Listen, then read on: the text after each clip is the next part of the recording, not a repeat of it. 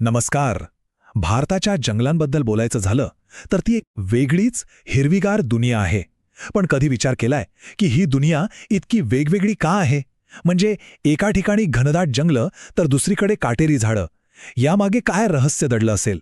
चला, आज आपण हेच कोडं उलगडणार आहोत. आता हा नकाशा बघा. यावर हिरव्या रंगाच्या किती वेगवेगळ्या छटा दिसतायत नाही का? पण ह्या इतक्या प्रकारच्या परिसंस्था म्हणजे इकोसिस्टम्स नेमक्या कशामुळे तयार होतात? हा खरंच फक्त जंगलांचा नकाशा आहे की या रंगांमागे हवामानाचं काहीतरी गुपित आहे?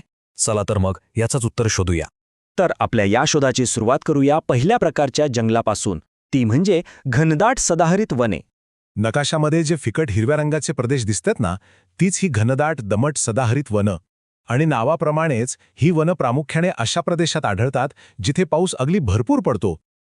आणि भरपूर म्हणजे किती? तर सदाहरित वनांसाठी सगळ्यात महत्त्वाचा घटक म्हणजे पाऊस.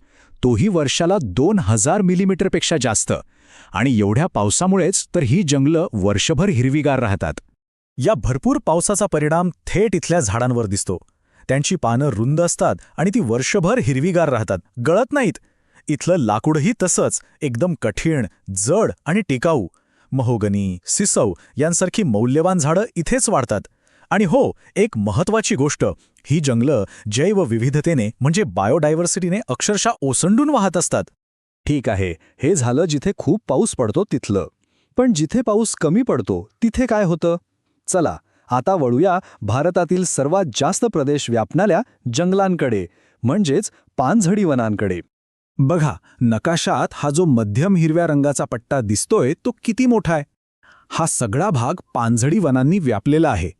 खरं तर ही आपल्या देशातली सगळ्यात कॉमन म्हणजे सर्वात जास्त आढळणारी जंगलं आहेत. आता पानझडी वनांसाठी पावसाचं गणित थोडं वेगळं आहे. इथे वर्षाला साधारण 1000 ते 2000 मिलीमीटर पाऊस पडतो, म्हणजे सदाहरित वनांच्या तुलनेत बराच कमी. मग या कमी पावसाशी जुळवून घ्यायला इथली झाडं काय करतात? तर ती एक भन्नाट युक्ती वापरतात. कोरडा ऋतू आला की पाण्याची बचत करण्यासाठी ती आपली पाने गाळून टाकतात. आणि म्हणूनच तर यांना पानझडी वनं म्हणतात. आपल्याला माहिती असलेले साग, बांबू, वड यांसारखे महत्त्वाचे वृक्ष याच जंगलांमध्ये सापडतात. बरं, आता विचार करूया की जिथे पाऊस यापेक्षाही कमी होतो तिथे काय परिस्थिती असेल, तिथल्या वनस्पती कशा जगत असतील. चला, आता आपला प्रवास सुरू करूया शुष्क प्रदेशातील परिसंस्थेकडे. पावसाचा एक आकडा बदलला की जंगलाचं रूप कसं पालटतं हे इथे एकदम स्पष्ट दिसतं. बघा, पानझडी वनांमध्ये झाडांना रुंद पानं परवडतात, पण जिथे पाऊस 500 मिलीमीटरपेक्षाही कमी होतो तिथे मात्र वनस्पतींना लहान पानं किंवा थेट काट्यांचाच आधार घ्यावा लागतो. सगळा खेळ पाहण्याचा आहे. नकाशामध्ये हे जे खाकी रंगाचे प्रदेश दिसतायत ना, हेच ते शुष्क प्रदेश. इथेच काटेरी आणि झुडपी वनं आढळतात. आणि गंमत म्हणजे हे प्रदेश अनेकदा पर्वतांच्या रेन शॅडो भागात म्हणजे पर्जन्य छायेच्या क्षेत्रात येतात, जिथे पावसाचे ढग पोचूच शकत नाहीत. इथल्या वनस्पतींनी तर जगण्यासाठी जबरदस्त ॲडॅप्टेशन म्हणजे अनुकूलन केलेलं आहे. पाण्याची प्रचंड कमतरता, त्यामुळे बाष्पीभवन टाळण्यासाठी त्यांची पानं एकतर अगदी लहान असतात किंवा मग त्यांचं थेट काट्यात रूपांतर झालेलं असतं. बाभूळ, खेजडी, खैर अशी झाडं ह्याच युक्तीमुळे इथे टिकून राहतात. आत्तापर्यंत आपण पाहिलं की पाऊस किती महत्त्वाचा आहे. पण फक्त पाऊसच नाही तर इतरही काही गोष्टी जंगलांचं स्वरूप ठरवतात.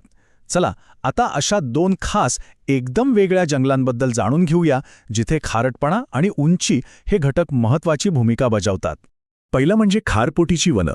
ह्यांना सुंदरीची वनं असंही म्हणतात. ही कुठे वाढतात तर समुद्रकिनाऱ्याजवळच्या दलदलीच्या खाऱ्या जमिनीत.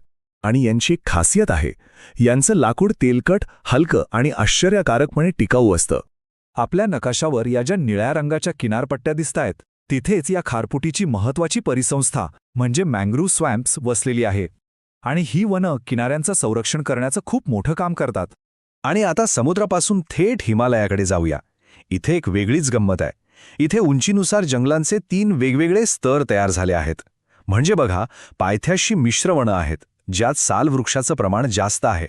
तिथून थोडं वर गेलं की मध्यम उंचीवर पाईन, देवदार, फर यांसारखी सूचीपर्णी झाडं दिसू लागतात.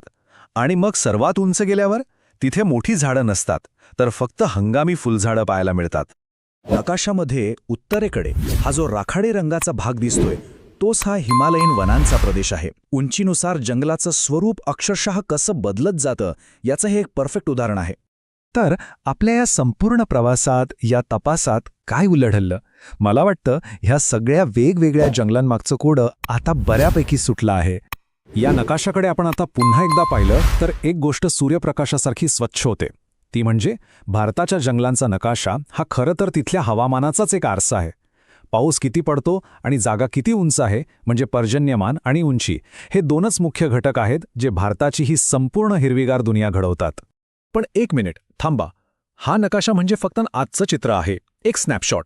जसं जसं भारताचं हवामान बदलतंय, क्लायमेट चेंज होतंय, तसतसं पुढच्या 50 वर्षांत भारताची ही हिरवीगार दुनिया कशी दिसेल हा प्रश्न खरंच खूप महत्त्वाचा आहे आणि आपल्याला